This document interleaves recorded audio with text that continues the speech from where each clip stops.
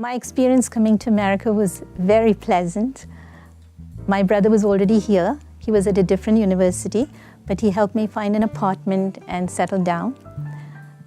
A few weeks after I arrived here, the university assigned an American family to me. It was my host family. It was part of a program that was arranged in coordination with the local churches and the Foreign Student Office. The family helped me get acquainted with American ways and customs. I remember the first time they took me out for dinner, and then a few weeks after that, she took me out shopping for woolen clothes because I had never seen snow. I knew nothing about the winters here. And I remember when I was shopping, I told her, this coat is so heavy. And she said, it won't be that heavy when winter comes because it's going to be very cold. And she told me to purchase scarves and gloves and cap, etc. And I thought it was all very strange. But she did help me settle down. And then they would invite me for Thanksgiving dinners and Christmas and Easter and July 4th celebration. So it was pleasant for me. I was very reluctant to assimilate, and I hung on to my Indian culture. I would dress the Indian way. In fact, I would dress the way my mother does. I would wear saris. But after a while, I realized it was becoming a problem because it does come in the way of socializing. When you look different and you dress differently, people make certain assumptions about you and they are less willing to befriend you or to approach you. And so I decided it was good for me to change. And so I cut my hair short. I started wearing Western clothes. I wore jeans and slacks. And I tried to change, but it was still very difficult because you have to understand, think of it this way. You are not familiar with American music. You don't understand American sports like American football, baseball, basketball. You don't understand American humor. You're not familiar with the sitcoms. You don't know anything about the iconic TV shows. You're not familiar with the colloquial expressions. And so when you're sitting at a table with several people and there's a conversation going on, what do you talk about? You don't understand what they're saying, and you feel isolated and excluded because although you know the language, you can't participate in the conversation. But I have to tell you one story. You know, in India, when we say, it means, yes, I understand you, go on. In America, you say, it means, yes, I understand you, go on. As part of my graduate education, I had to do internship at a hospital. One evening, I was returning home by bus. All the passengers had got off, and I was the only passenger left. The bus driver said, "So, where are you from?" I said, "I'm from India." So he said, "You know, I was in the Philippines." So I said, "Huh." So he said, "I was in the Philippines." So I said, "Huh." So he said, "I was in the Philippines." And I said, "Huh."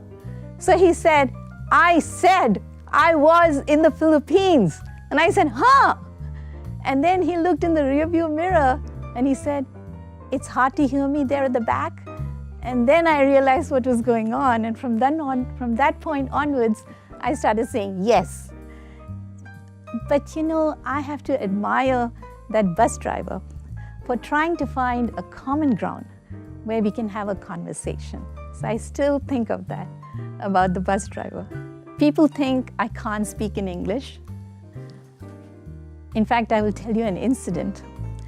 My mother went to a store, and of course they assume she can't speak in English. So they charged her the full price. And she said, "There's a sign there that says it's on sale." So the lady said, "No, ma'am, it's not on sale." She said, "No, there is a sign there that says it's on sale." So then the lady said, "No, ma'am, this is full price." So she said, "No." And then she took and said, "See, it says it's on sale." So then the lady came back and gave her the sale price. So, you know, sometimes people assume that people can't read or speak in English. That's an assumption. There are other assumptions people make. People think I'm a Hindu, that Hindus believe in many gods, which is actually not correct. They believe in one God with many incarnations. They think that I'm a vegetarian. Sometimes people have these stereotypical images of Indians. They think they are either motel owners, or they are cab drivers, or they're doctors, or they're computer programmers, or convenience store owners, etc. So they have all these kinds of stereotypical images of people who come from India. I don't know about experience of institutional racism happening to me or my family. I think when you're a foreigner in a country, you feel vulnerable, regardless of your status, regardless whether you're an illegal, legal, or citizen. You're a foreigner in the country, you look different, and therefore you look vulnerable. I know that Americans who come to India, they tend to be less aggressive, less assertive, they tend to be more polite and courteous because you know you're in foreign land. So when I think people perceive you as being vulnerable, and therefore sometimes your colleagues can behave in a way or take advantage of you or try to take advantage of you. Sometimes students can try to bully you. Sometimes I don't think this, recently, 2 days ago, an Indian was shot to death in Kansas because a man yelled, thought the man was from Middle East, and shot him saying, "Get out of this country."